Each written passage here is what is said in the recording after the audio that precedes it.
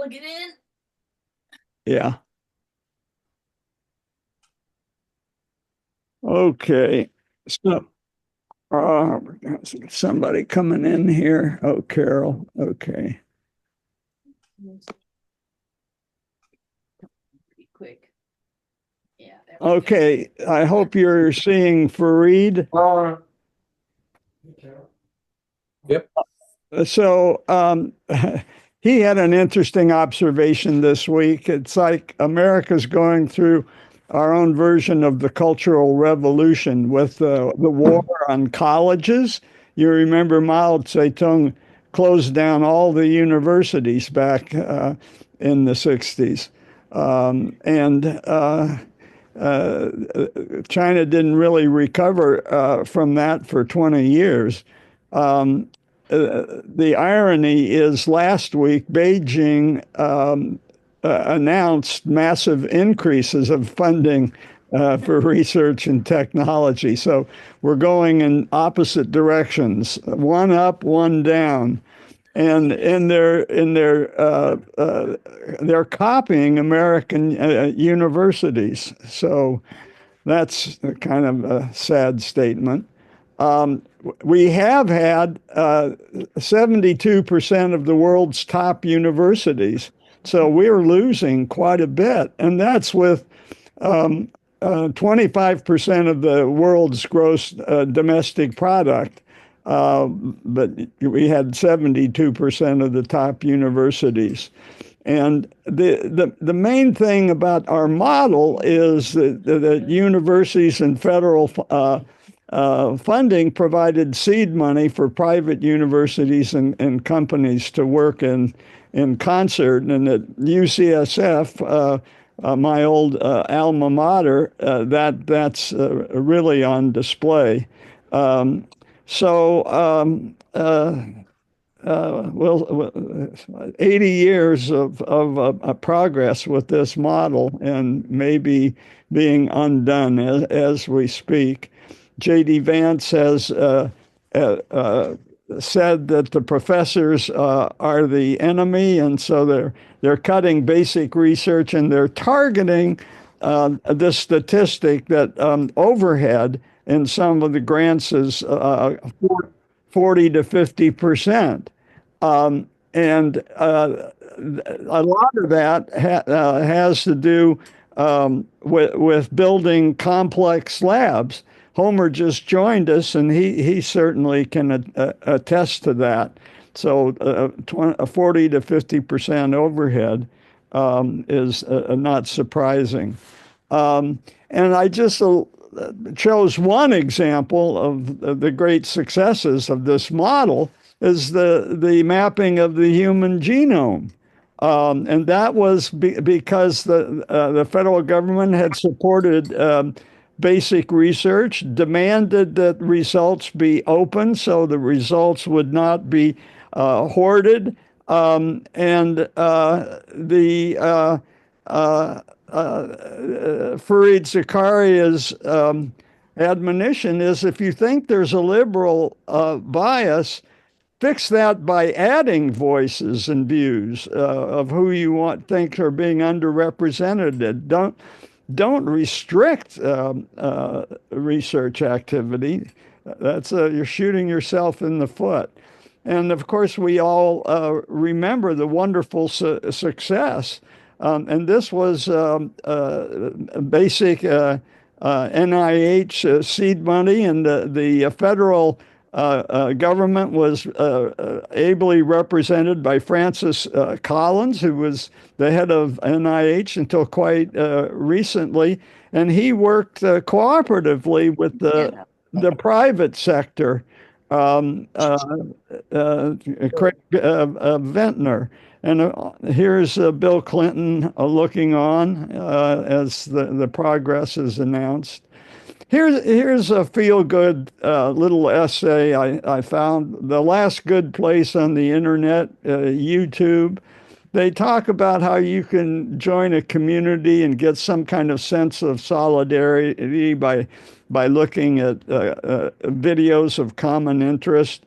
and our common affections and familiar sweetnesses, discovering new ones, and then the melancholy of watching time on YouTube.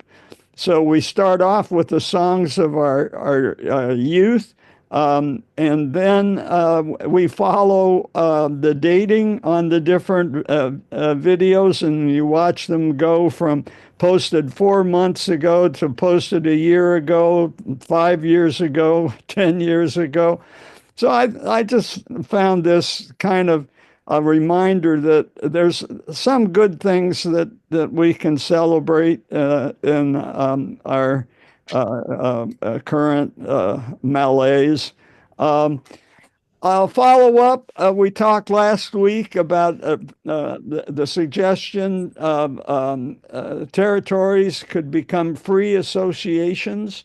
We had that in mind for an option for Greenland should they ever declare independence from Denmark and look around for somebody else to attach to. And the free association are one example is the Kwajalein Atoll, where we stopped on I think it was a continental flight on our way to Japan.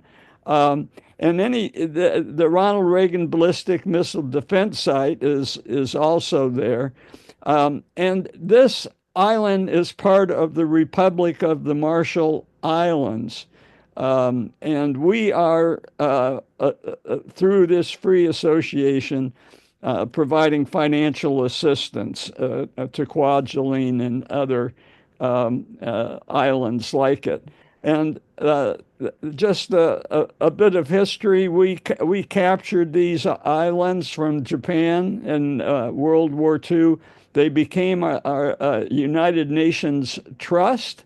And then they had two options: to remain a territory of the United States or to go into free association. And this bottom tier, Palau, Micronesia, Marshall Islands, of which Kwajalein is a member, they opted for free association.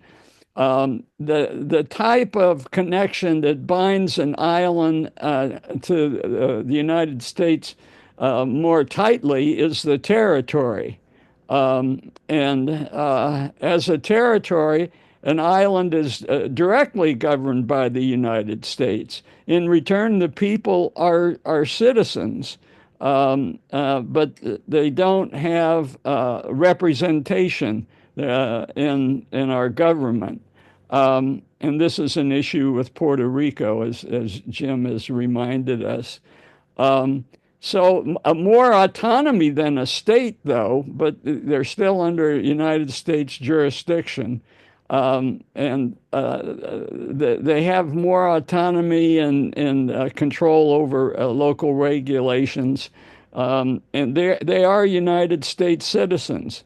But the free association, which is the southern strip here of these three entities, they rejected territorial status, and they wanted to be looser, a freer association. Yes, Michael.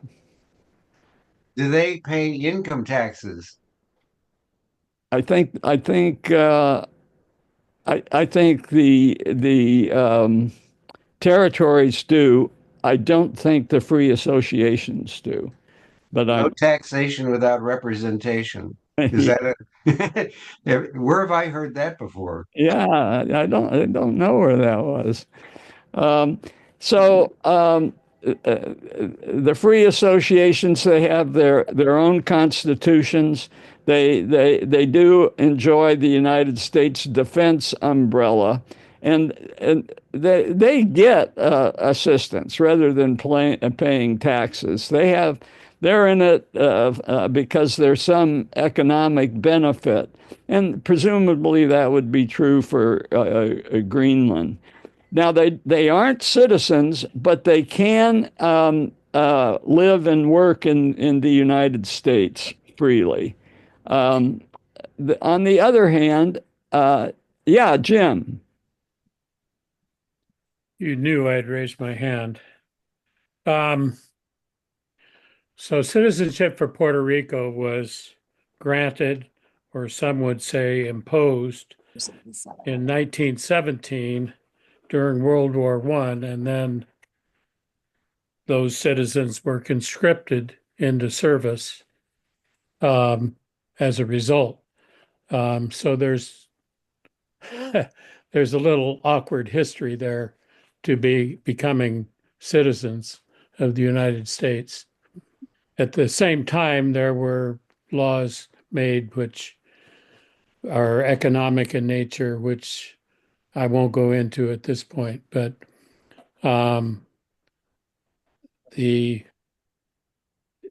and then the history of territories is also a little more confusing because the Supreme Court had ruled that Puerto Rico was an unincorporated territory, which was a term that was never used prior. Alaska and Hawaii and other places had been just territories, but they made the distinctions that in the insular cases that Puerto Rico was a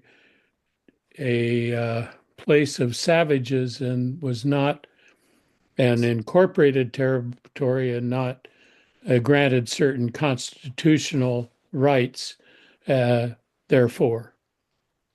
Yeah, yeah. It's a complicated history, but it's not as simple as just citizenship or just territory.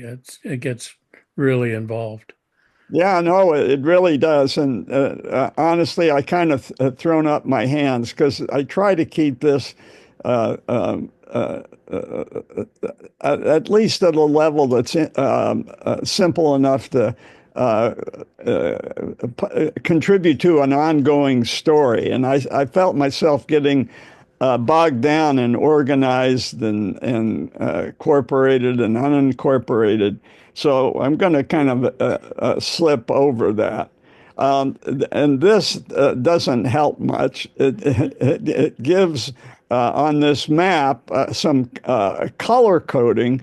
I just invite you to look at the green part of the map and ignore the other thing. I just threw it up to show you, just as Jim says, it can get very complicated.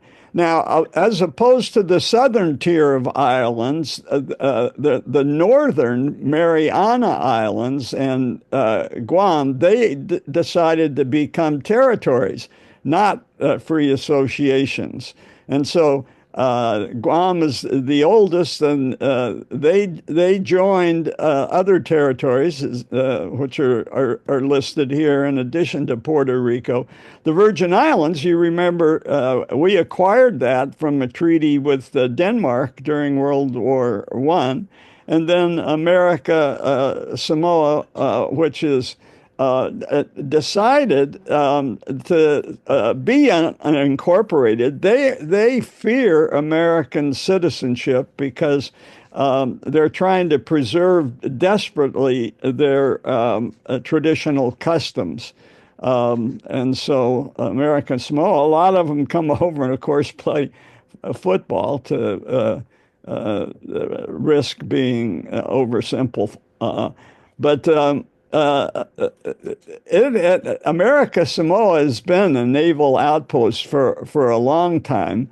It was very strategic in World War II. And they have their own constitution. They enlist, so I suppose they can be drafted. It's not sure, but they choose to enlist, and 20% of Samoan males enlist, and maybe due to a warrior culture. Of course, their main export is tuna. So here's this color-coded map, and just the green strip here are the free associations.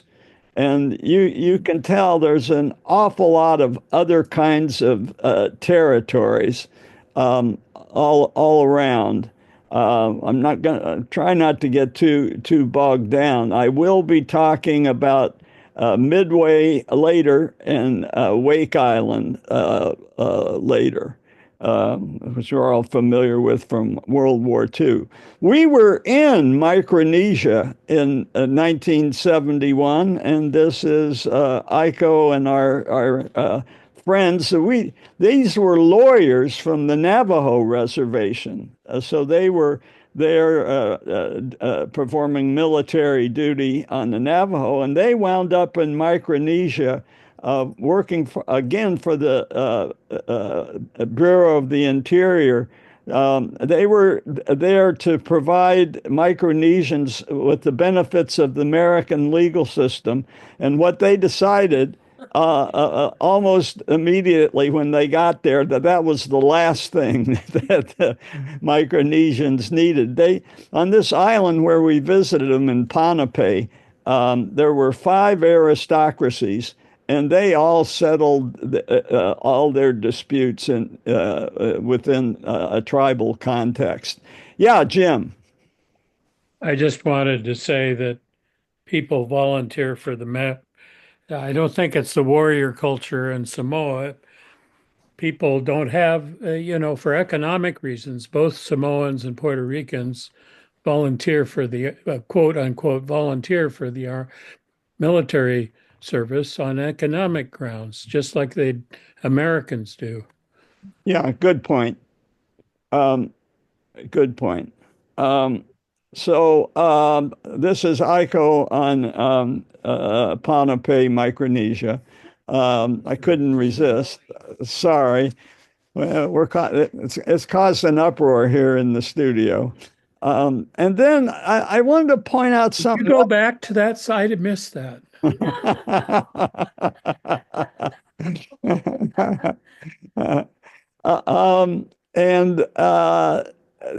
So exclusive economic zones defined usually by 20 miles off coast. And here, the country that claims it can manage exclusively the fishing stocks, the tourism industry. And you notice that Micronesia doesn't have an American, United States economic zone around it. They have their own.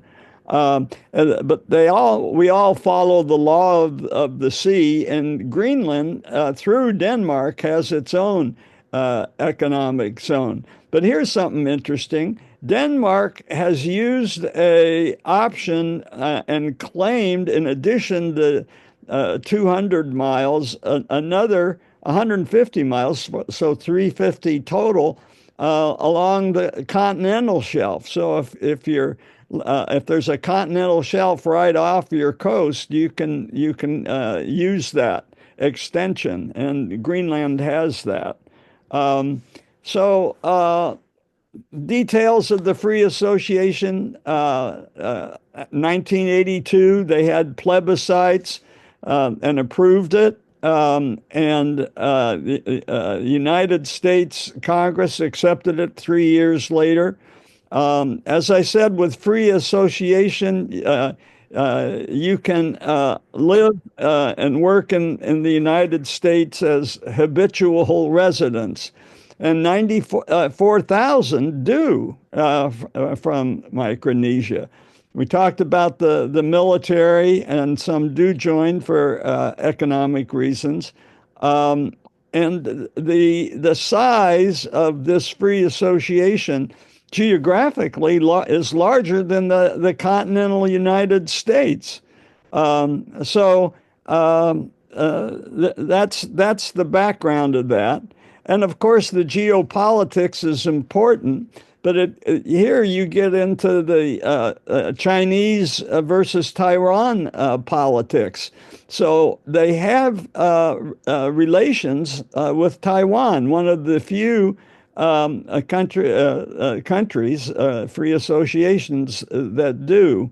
Um, and just recently, the Cook Islands, which I think are controlled not by America, but by New Zealand, they defected and broke relations with Taiwan and took relations with China.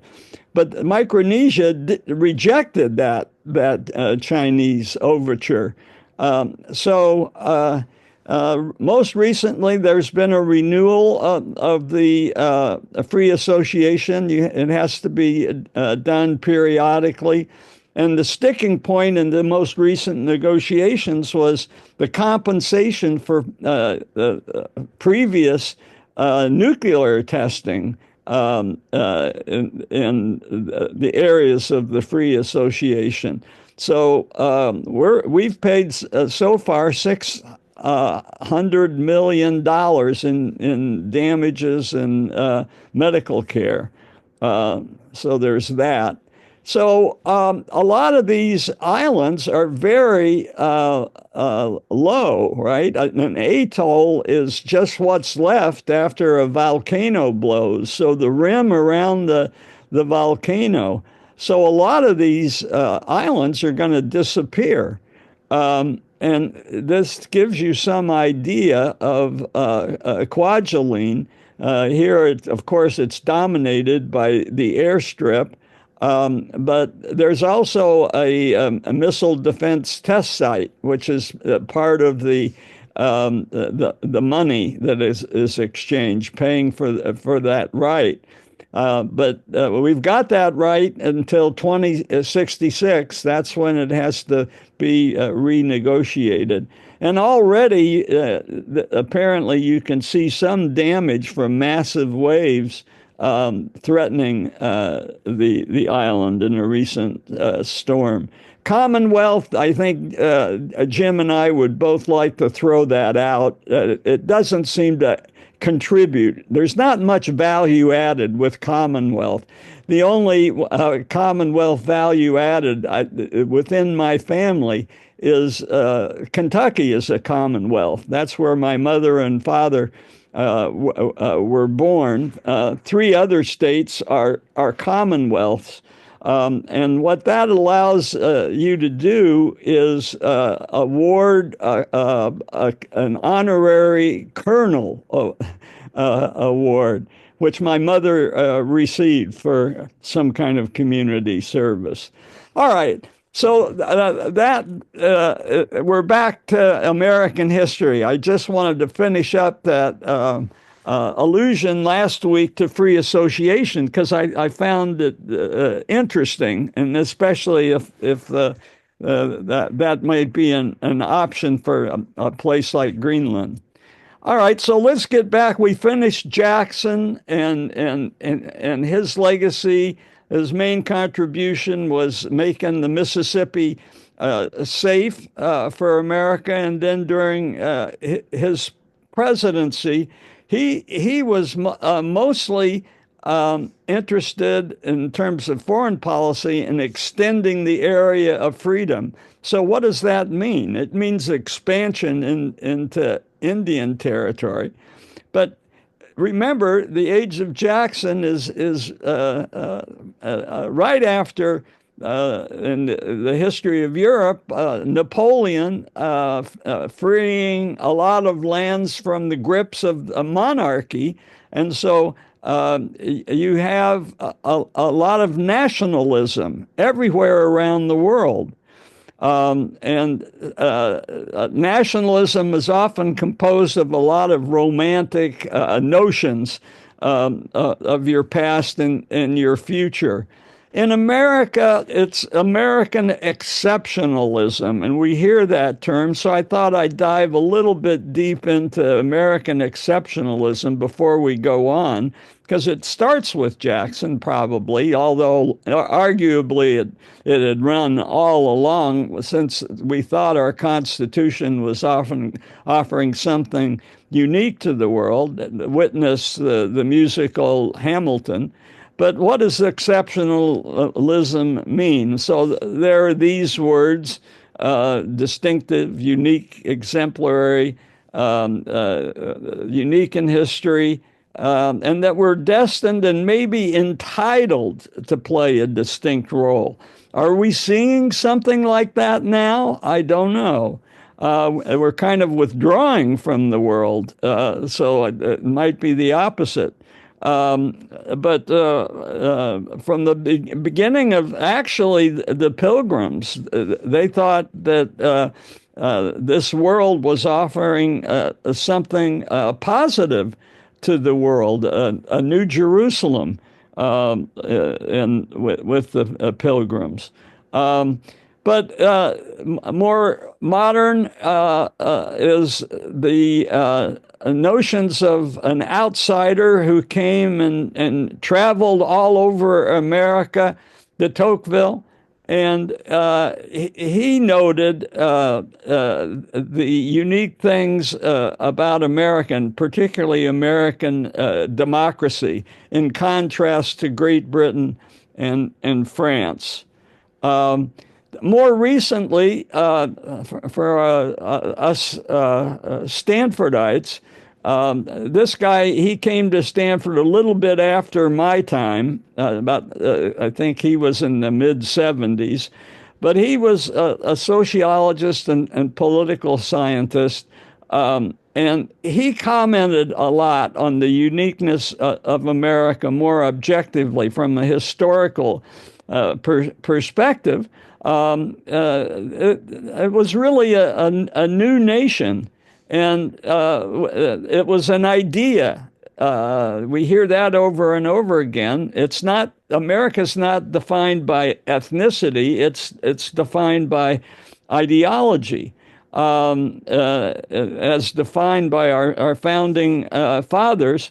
And Lipset thought it depended a lot on liberty, individualism, republicanism, meritocracy, and then laissez-faire, which he thought was a particular part of America, and we can see that today. So this is the beginning of the development of American exceptionalism. And a big part of it has always been expansion. So what was the playing field in Jackson's day? Jackson was a little bit later than this, but we've reviewed that. And of course, if we ever get back to California, we're most interested in this part of the map. And Mexico has just gained independence from Spain, 1824. Spain was getting weaker and weaker, and so Mexico could break loose from them eventually. But Mexico was weak, and in the early years of a nation formation was hard. So the star of today's talk is Texas. Jackson delayed doing anything about Texas. Sam Houston had declared independence in the last year of Jackson's presidency in 1835. And Jackson didn't want to touch it with a 10-foot pole because of the problem of slavery. Would Texas be a slave state or a free state? And his successor, Van Buren, he didn't want to deal with it either. He was afraid that if Texas was admitted, it would cause a lot of disorder in the North. So Van Buren, just to keep the peace, vetoed anything to do with Texas. So Van Buren lost re-election. He was Jackson's successor, 1836 to 1840, and Jackson had left him a pretty weak economy. There was a big depression. And Van Buren never recovered from it. This political cartoon tries to broadcast that point of view, and he lost re-election. So who won? A Hoosier won, I'm proud to say. In 1840, it was Tippecanoe and Tyler too. So old Tippecanoe was William Henry Harrison, and Tyler was his vice president, really a non-entity on the political scene, and he was just attached on because he needed a vice president. So in the campaign, his opposition said, he's just an old soldier. What's an old soldier? He was only 68, so not that old. But the opposition said, if he gets elected, he's just going to settle in his log cabin and drink hard cider. And the opposition thought they were being smart, but Harrison turned the tables on him and said, "Yeah, I'm running on the log cabin platform." And that also worked for a guy named Abraham Lincoln. So he, in fact, did not live on a log cabin. He had been the governor of Indiana, and he had a beautiful estate overlooking the Wabash River. Indiana, what does that mean? It means the land of the Indians. And there was a Treaty of Greenville in 1795 where the United States persuaded Native Americans living in the Ohio Valley, which extended all the way over to Pennsylvania and South West Virginia. Listen, if you all just kind of move to this land west, Indiana, which means land of the Indians, we'll leave you alone there. We guarantee you. We'll give you a little bit of compensation. And the Native Americans took them up on that. Okay, we don't want to move, but this is what we got to do. Well, you can see over the years, one thing or another happened, and all the land was gradually whittled away from the Indians. But before that could happen, there were a couple of notable Native Americans who stood up. They had been born in Ohio, brothers. One was a military leader, and his brother was a religious leader. They were Shawnee. And they settled in a place called, they named Prophetstown, which isn't that far from where Purdue University is now in Lafayette, Indiana, on the confluence of the Tippecanoe River. Okay, Tippecanoe and Tyler too. I'll explain why that phrase. And so they reached out to other Indian tribes and said, let's form an alliance against these American settlers. So it was, in addition, the prophet offered religious and cultural revival and a return to the tradition of, and we saw that when we were on the Navajo, even today, this kind of impulse among Native Americans. But William Henry Harrison, when he was governor of Indiana in 1811, said, we got to put a stop to this. And he went up and raided Prophetstown. And this is the Battle of Tippecanoe that won William Henry Harrison, his fame. Just like Jackson in the Battle of New Orleans, Tippecanoe was William Henry Harrison's claim to fame. And even today, near that battleground, there's a rock where the prophet supposedly stood and sang out a chant to inspire his warriors before the battle. And Tecumseh, what happened to him? Well, fast forward 2 years later, he has, in the War of 1812, formed an alliance with the British. There's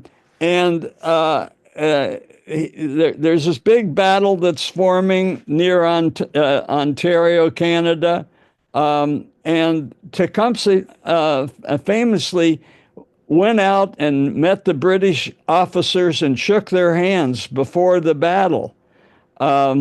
Harrison, though, again, pursuing Tecumseh, spots a weakness, orders a frontal attack, and Tecumseh is killed. And so now William Henry Harrison's won two big battles. This one, not against just Native Americans, but this one also against the British. By the way, I've always wondered, William Tecumseh Sherman, what's up with that? And Sherman wrote in his memoirs that his father had caught a fancy for the great Tecumseh and thus named him presciently because Sherman became a great soldier himself. So Harrison, he wins the election, the log cabin election, and at the inauguration, he gets up there and gives a 2-hour speech in freezing weather. And then a few weeks later, he gets caught in a rainstorm, developed pneumonia, and died less than a month after taking office. Thus, the first Hoosier president ended in ignominy, and my mother, Hoosier mothers everywhere, were always telling their kids to wear coats, stay out of the cold and rain. The only consolation is his grandson became the 23rd president. That's Benjamin Harrison. So two Hoosiers from the same family. So now Tyler, too, becomes a president, and he's called His Excellency. He's a president without a party. Who is he? He's from a prominent slaveholding Virginia family. And here he is on the veranda of his plantation receiving news that he's now president of the United States. So what were his policies? He had a fervent pro-slave expansionist views. And this is going to play into American history. His Excellency, and the contingencies of history we talk about all the time. Here he is, and if Harrison had worn his overcoat and taken an umbrella, that maybe he wouldn't have been president. But he is president, and he has strong Southern views. And he is very much in favor of the annexation of Texas. And he thinks, I don't have a party, nobody's loyal to me, but if I can pull this off, maybe I can get a second term as president. And it's in this mental state that people think that the concept of manifest destiny was born. Manifest destiny. We'll talk about that in just a second. Texas, remember, had declared independence in 1836 and been rebuffed by both Jackson and Van Buren over slavery. But that's no problem for Tyler. So what are we going to do? So maybe one of the solution is to split Texas. So this was a notion of the free part of Texas and the slave part of Texas. Never amounted to much. In fact, any idea that Tyler wanted to annex Texas was kept secret. Why? Because if he announced it and the Senate started deliberating on it, how would Mexico respond? They'd invade preemptively. So it was kept a secret. Tyler, though, sent a message giving Sam Houston verbal assurance and that this was going to happen. And he asked President Houston, because Texas was a republic, he asked President Houston to start planning and talking to us, and let's think about annexation coming up. So, and this just for Jim, Tyler also had another ball in the air that he's juggling, and this is Oregon. So here's Texas later, but Oregon, and this is Oregon later. So this isn't going to happen for 5 years. But this is what Oregon was in those days. All this is Mexico, and so he sent, and it was really his Secretary of State Webster who had a thing about the Pacific. Hey, we ought to be a Pacific nation. So that's what's going on in Tyler's mind as well. But the other thing, the other beef that Tyler had was Great Britain, who nominally Oregon was in their sphere of influence, let's put it that way. Great Britain was maybe mucking around with Texas. And what would be Britain's interest in Texas? Well, Britain wanted to stop the slave trade. So they'd come a long way since the War of 1812. And they were trying consciously to suppress the maritime slave trade, bringing slaves over on ships. And he thought that Great Britain was going to get back into the Mississippi interest and maybe try to take over Texas before the United States could annex it. So under cover of going along with bartering for Oregon, he was very much interested in seeing if Britain was going to continue with their global anti-slave posture as an empire. But Tyler also knew that this manifest destiny that was percolating in his brain, he knew that maybe we should consider protecting immigrants that might want to go to Oregon or California even. So he built a chain of American forts from Iowa to the Pacific, defining the Oregon Trail. So that was Tyler who put that together. Now in comes California. We all know Fremont, California. So how did that begin? And so just a preview when we do get to California, Fremont will be a big name. But before he gets to California, he takes up a expedition. Think Lewis and Clark, defining what would become the Oregon Trail. He climbs a mountain in Wyoming, now known as Fremont's Peak.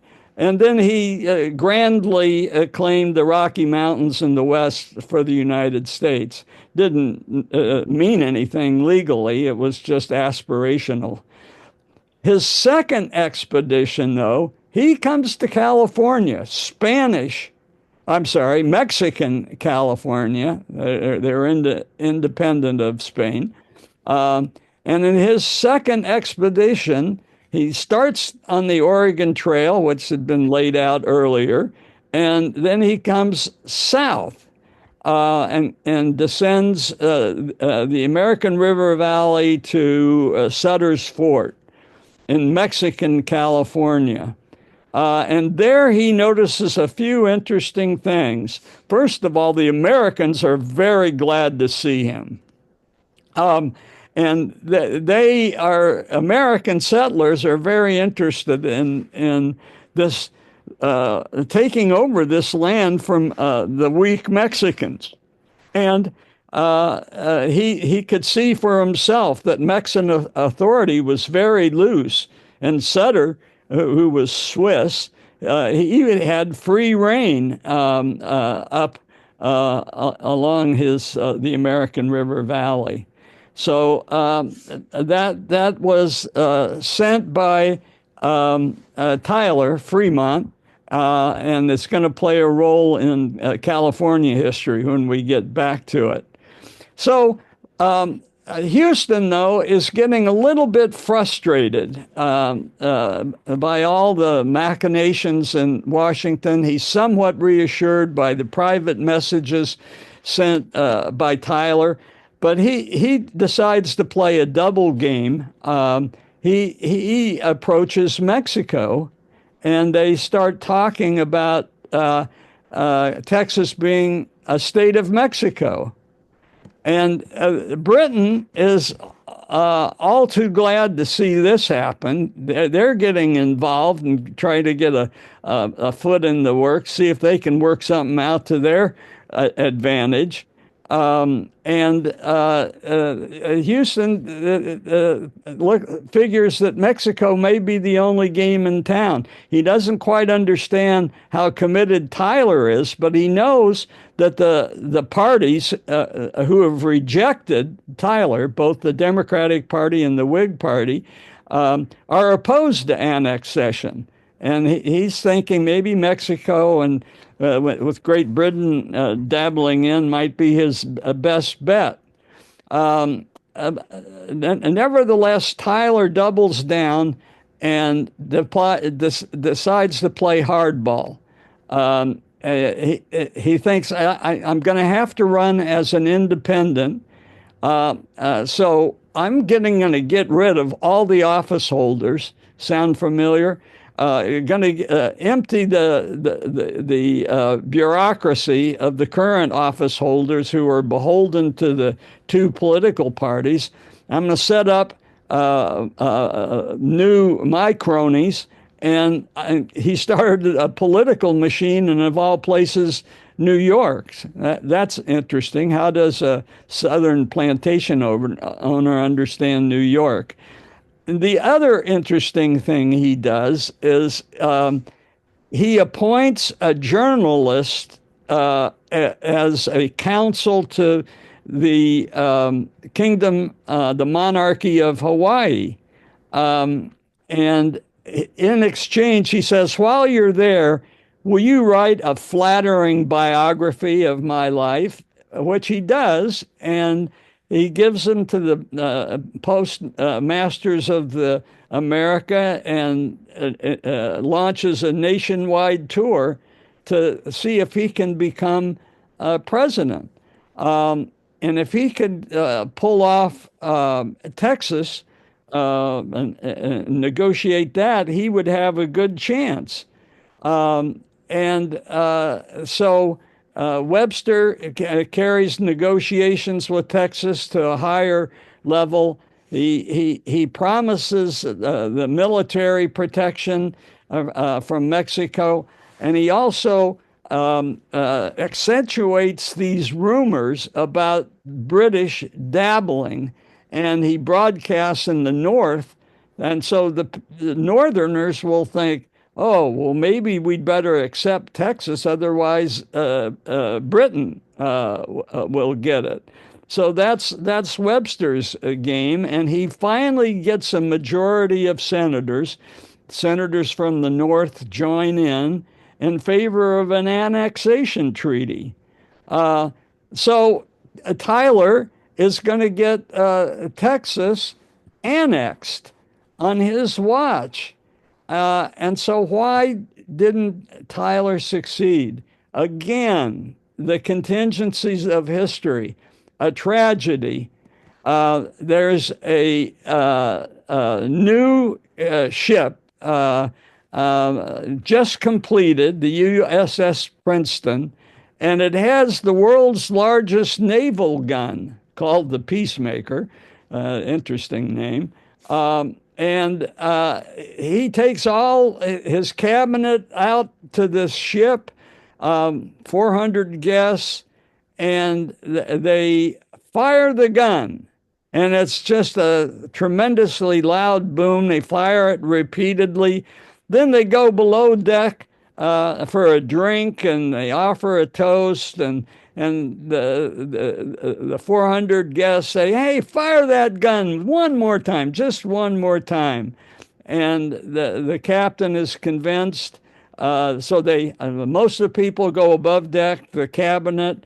Tyler doesn't go up immediately because his son-in-law is singing a song down below. And while he's listening to his son sing, it's interrupted by a tremendous explosion. The last time the gun fired, it blew up. And it killed a number of the people, including crucial cabinet members. So with one boom, Tyler loses any hope of re-election. And one historian says this tragedy, if you just look at any single president since the founding, this single event was the most severe and debilitating tragedy ever to confront a president. Otherwise, he might have been elected. So Tyler's new party, it fails. And the Democrats, though, had been out maneuvered, and they finally call for annexation. If Tyler's not going to be president, you know, what are the Democrats going to do? So they go to a convention. Van Buren is the favorite, but his votes keep shrinking away. The sentiment for annexation of Texas, which he opposed during his presidency, puts him at a disadvantage. And it's only on the ninth ballot that a dark horse, the first dark horse, and this is where the name Dark Horse gets its name, he wins the nomination, James K. Polk. And he has been in favor of annexing Texas all along because he has been mentored by Jackson. And so Tyler says, well, okay, I don't get to be president, but at least somebody who wants to annex Texas will get it. And thus I'll be vindicated. And Tyler, as a lame duck, boldly orders the army to the Texas border. And so Jackson has been watching all this from the Hermitage in Tennessee, his plantation, and he says, "Okay, look, Polk, you're my fellow Tennessean. You're my mentee. You got the nomination. Welcome Tyler back." And I'll take care of the newspaper editors who've been writing bad things about Tyler. And when that happened, Jackson told Tyler, "Now, why don't you drop out?" And he did, so as not to split the vote. And it's a good thing he did, because Polk narrowly defeats the Whig Clay. And that's another contingency. What if he had lost this narrow victory? So then Tyler, as a lame duck, dares to take it to the Senate, and it approves of the annexation of Texas by a bare majority. So what if a couple of senators had voted the other way? And when that happens, war is inevitable. Mexico breaks diplomatic relations and mobilizes for war. And so it all kind of flows through Jackson. He gets people to accept Tyler. And now we get Polk. And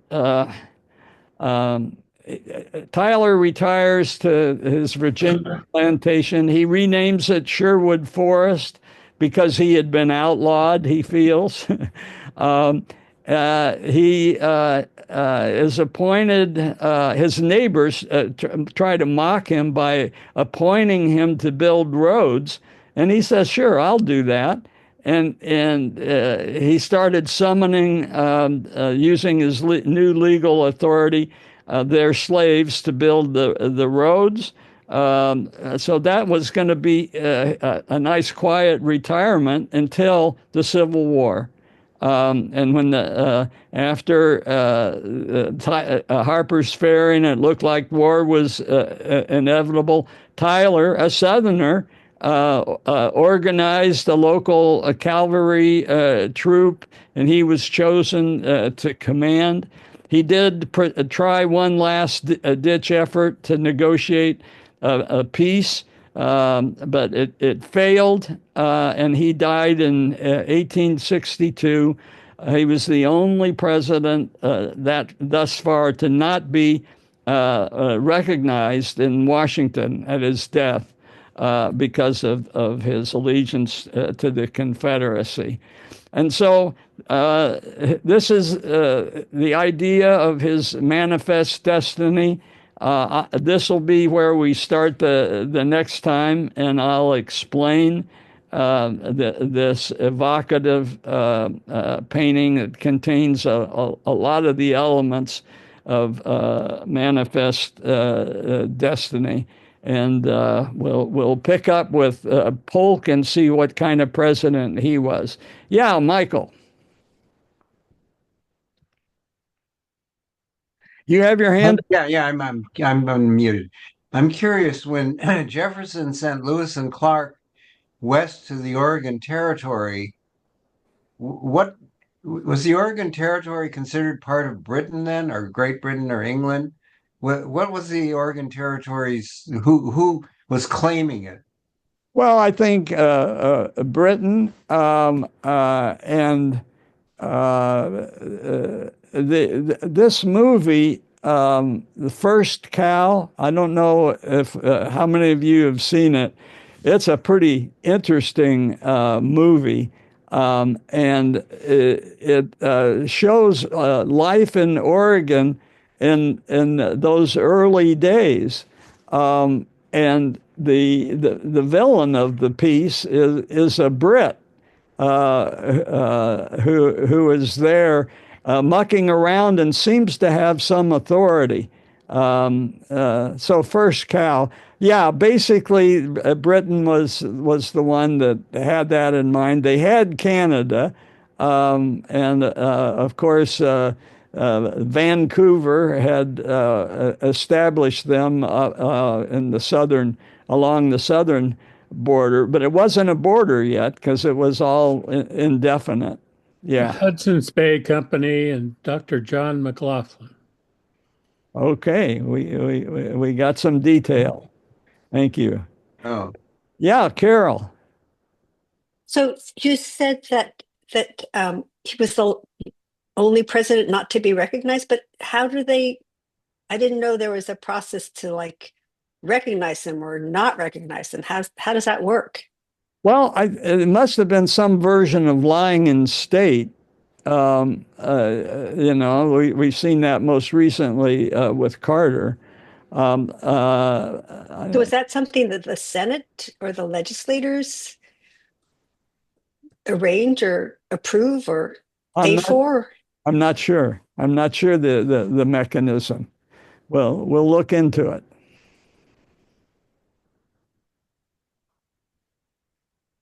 Okay. Anyone else? John, are you going to cover where 5440 or fight comes in? Um, yes. So we'll get into the purchase of Oregon. We'll get into the Gadsden Treaty, which gets us the southern part of Arizona and New Mexico, which is going to be useful to build a railroad.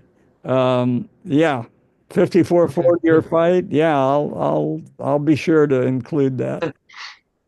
Yeah, Michael. yeah. One thing I just happened to notice in that picture that you briefly showed at the very end of your presentation, Yes. the lady, whoever she is stringing a telegraph line. Yes. Good. You picked up on that. This is supposed to be one of the benefits of Manifest Destiny, that we're going to bring light and communications to the West.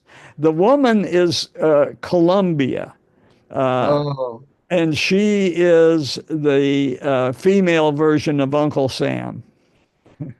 oh, that's who that is. Because, on the top of the U.S. Capitol is this strange sculpture of, I don't know who it is. Maybe it's supposed to be Columbia or something. If you've ever seen a picture of it, it's a woman with some very strange headdress on, and I've always wondered who that was. There you go, Columbia. That's great. Bruce. Yeah, just a question.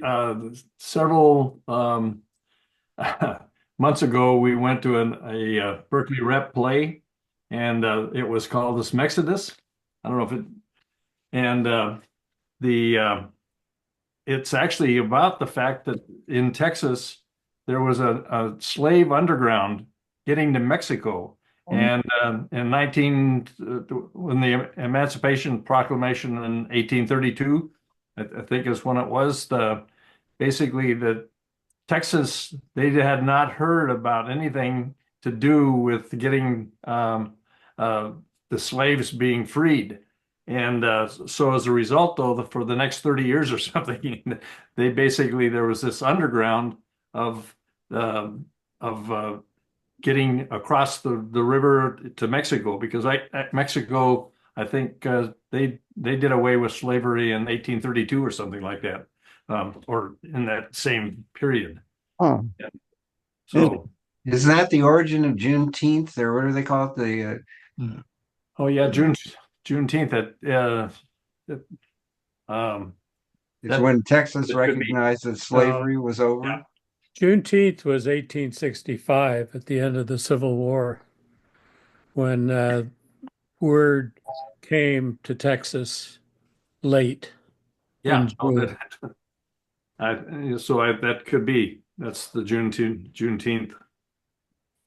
Okay, we have a consensus. That's what good study groups do. Oh well, that's Great presentation. Wow. Good job. Yeah. You're great. Okay.